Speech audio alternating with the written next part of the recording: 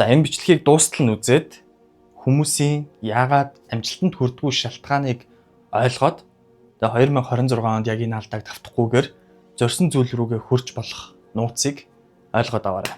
Окей. Би яг идэвхтэй геймер, стример гэдэг бахта хүмүүсийн ингээд лайв стрим дээр бичиж байгаа чат те, хувь чадаар бичиж байгаа чат, асууж байгаа зүйлүүдээс нь ер нь олон залуучуудын мөрөөдөл те, зорилгыг сонсч ирсэн. Тэгээ одоо ч гэсэндээ ингээд сургуульд өгөө явж байгаа ч гэсэндээ маш олон хүмүүсийн зорилго, мөрөөдөл тэр зүйлүүдийг сонсоо явж байгаа. Тэгэнгүүт тэр дундаас хамгийн их давтагдж байгаа. За бараг 10-аас 8. За бараг 9 ч үж магадгүй. Тэр зүйл юу вэ гэхээр контент бүтээгч болоод инфлюенсер болонгуутлаа орлого олох, тэ мөнгө олох, бизнес хийх, санхүүгийн эрхчлөөнд хүрэх. Ийм зүйлүүдийг л ярьж байна. Тэгээ хамгийн сонирхолтой нь ахлах сургуулаа төгсч амжаагүй байгаа хүүхдүүд ихэвчлэн. Яг өдөр мөнгө олох, тэ амжилтанд хүрэх, бизнестэй болох гэдэг зүйл бол мэдээж муу зүйл биш. Гэхдээ тэрнээс илүү чухал, наан нь илүү чухал зүйл байдаг. Нэг зүйлийг орхигдуулах гэдэг юм л да. Яг гоо энд нөлөөлж байгаа зүйлүүд айгүйх байгаа. Хүмүүс сошиал орчинд айгүйх цаг өнгөрөөдөг болсон. Үзэж байгаа контентууд, янз бүрийн юмуд дэрнтэй хүмүүс ингээл дандаа ер нь ингээд флексддэг те. Ингээл би ингэж мөнгө оллоо, тэгж мөнгө оллоо, тэгж мөрөөдлийнхаа машиныг унлаа. Энэ дааманд гэж мэгэл те. Яг гоо тэр хүмүүсийн хэлж байгаа зүйл бол чамайг энэ хорвоо дээр ямар нэг юм хийж бүтээгээрэй гэдэг сэдлийг өгч хэлж байгаа зүйл. Тэрнээс яг одоо чи шууд ингээл 8 хий гэж байгаа утга биш байхгүй юу? Тэр хүмүүс чамайг сэдэлжүүлж, тэр хүмүүс чамд мотивац өгж байгаа л нэг хэлбэр байхгүй юу? Тэрнээс чамайг яг одоо гаргаал 8 хий, тэ мөнгө олж болох бүхнийг хий гэж байгаа тийм уриалга бас биш. Тэрийг бас нэг жоохон зөв ойлгох хэрэгтэй. Тэгээ дээрэс нь тэр хүмүүс чи өөрсдөө асар их зүйл туулцсан хүмүүс. Асар олон юм туршаад үзсэн.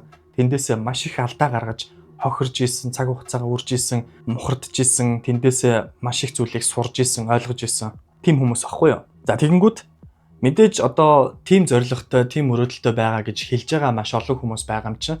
Яг одоо үйлдэлээ хийгээд явж байгаа те мөнгө олохгоо явж байгаа, бизнес хийгээ явж байгаа залуучууд, хүүхдүүд бас нэлээд олон байгаа ах те. Би тэр хэдээсээ асуух асуулт байна л да. Юу гэхээр яаж ийн? Дажгүй байна уу? Ер нь болж бүтэж гин үү? Асуудал байна уу? Мөнгө цуглуулж байгаа бараа аваад зарах гэсэн чинь нөгөөтгийн зарагдахгүй мөнгөө төгжээд тэгээ ингээд амар жоохноор багаар зарагдаад тэгээ тэр зарагдсан мөнгө нь эргэлтийн хөрөнгө болж буцаж орохгүйгээр идэгдээд дуусаад ингээд мөнгөөрөө шатж гин үү? Иймэрхүү зүйл айгүй их болдог. Тэгээ энэнийх нь гол шалтгаан нь ерөөсөө чи арай болоогүй эсвэл чи ийм юм хийх хүн биш гэсэн үг. Хоёрхан шалтгаан байна. Би энийг өөрийнхөө амьдралаар мэднэ л дээ, өөрийнхөө туршлагаар надад тохиолдож ирсэн зүйл. Арай болоогүй байх. Би яг ийм юм төрлийн юм хийх хүн мөн үү биш үү гэдгийг мэдрээ явж ирсэн үе надад байдаг. 17 тоо би найзуудтайгаа нийлж PC ажиллуулж ирсэн. Дампуурсан, хөрөнгийг нь гаргасан манай найз хохирсон. Дараа нь 21-т би студ байгуулсан. 1 жил яваад дампуурсан. Дараа нь 24-т би хүнсний дэлгүүр ажиллуулсан. Бас дампуурсан, өрөнд орсон. Тэгээд 26-таа би студид дахиж нээсэн. Олон улсын хэмжээнд ажиллаж исэн. Гадаадаас ажил авч хийдэг байсан. Ковид гараад дампуурсан. Тэгээд хамгийн сүүлд 30-таа би худалдааны салбар руу орсон. Солонгосоос 2 брэнд Монгол улсад импортлон оруулж ирдэг. За одоо харин энэ бизнес бол дампуураагүй. Дампуурхачгүй. Яагаад вэ гэхээр би бизнес гэдэг зүйлийг ойлгоцсон. Бизнес хийхэд хүнд яг юу хэрэгтэй байдгийг, яавал давуу талтай байдгийг, яавал өрсөлдөх чадвартай байдгийг, бизнесийг хийгээд удирдаад явж байгаа хүн ямар зүйлийг чаддаг, мэддэг, ур чадвартай байх ёстой юм бэ гэдэг зүйлүүдийг ойлгоцсон л доо. Өмнөх одоо олон алдаа, олон туршлага зүйлүүдээсээ. Гэтэ би та нарыг яг над шиг ингэж урт удаан хугацаа зарцуулж, эсвэл тэгэж ямар нэгэн байдлаар мөнгө төгрөг санхүүгээр ингэж хохирох ёстой гэж хэлж байгаа юм биш. Зүгээр л дараалал чинь жоохон буруу байгаа юм шүү, тэ. Нэгсэндөө гутлаа өмсөд гадуур ноомсоо өмсөд байгаа юм шүү гэдгийг л хэлэх гээд байгаа. Тэгэхээр одоо дахиад асуулт байна. Чи яг бизнес гэж юу гэдгийг мэдв үү? Бизнес хийхэд чамд ямар шаардлагатай ур чадварууд байх ёстойг чи мэдв үү? Тэгээ дээрэс нь хүн яагаад чамд заавал мөнгө төлөх ёстой шалтгааныг чи мэдж байгаа юу? Тэгээ дээрэс нь салбараа судалсан уу? Санхүүгийн тооцооллоо хийсэн үү? Гэх мэтчлэн маш олон асуултууд байгаа. Энэ бүгдийг тодорхой хэмжээнд мэдэж чи өөрийгөө бэлдэж бэлэн байдалтай болсон хойно бизнес гэдэг ертөнц рүү орохгүй бол шулуухнаар хэлэх юм бол алуулна. Тэгэхээр эхлээд ухаан болон сэтгэлээ хөгжүүлэх хэрэгтэй. Сэтгэлгээ биш шүү. Сэтгэл. Эерэг хандлага, эерэг харилцаа, эерэг сэтгэлгээ гэдэг энэ зүйлсүүд бол хүмүүст дандаа боломж гэдэг зүйлийг авчирч идэг гайхалтай зүйл. Хүмүүс чамайг дэмжинэ, хүмүүс чамтай хамтрана, хүмүүс чамд итгэнэ. Энийний үр дүнд чи ур чадвараа хөгжүүлэх маш олон завшаанууд тохиолдох байхгүй юу? Хэрвээ тийхгүйгээр ур чадвар болон сэтгэлээ хөгжүүлэхгүйгээр шууд мөнгө олох гэдэг зүйл рүү явж очоод зүгээр ерөөсөө мөнгөний хойноос яваал мөнгө олохын төлөө юу ч хамаагүй хийдэг тийм хүн болж хувирах юм бол одоо нөгөө бидний мэддэг ах нар байгаа шүү дээ. Тийм хүн болж дуусна. Бүгд чамайг үзэн ядна.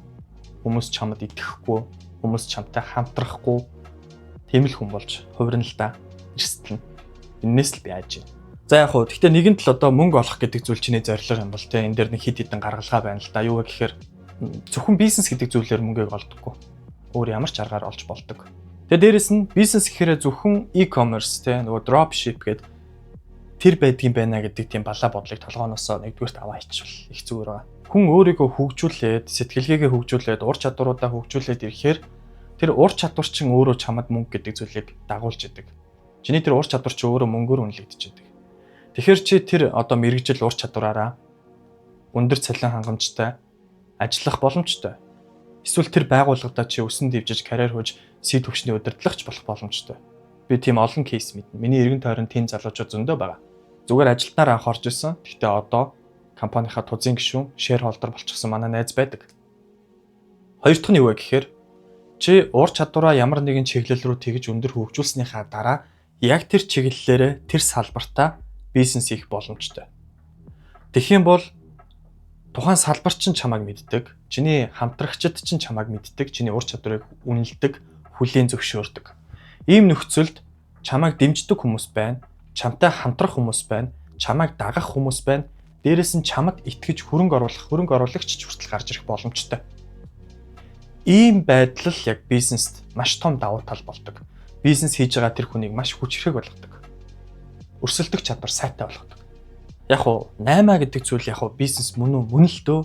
Гэхдээ бизнес гэдэг зүйлийн гол амин сүнс утга учир юу вэ гэхээр тэр бизнес чинь хэн нэгний ямар нэг асуудлыг шийдэж өгөх ёстой байдаг байхгүй юу? Тэгжээж тэр бизнес урт удаан оршин тогтно. Тэгэхээр миний хэлэх гэсэн зүйл юу вэ гэхээр одоо ингээд санхүүгийн эрх чөлөө ярьж байгаа дүүнер маань ихэвчлэн дандаа ахлах сургуулаач төгсч хамжаагүй сурагчид байгаа байхгүй юу?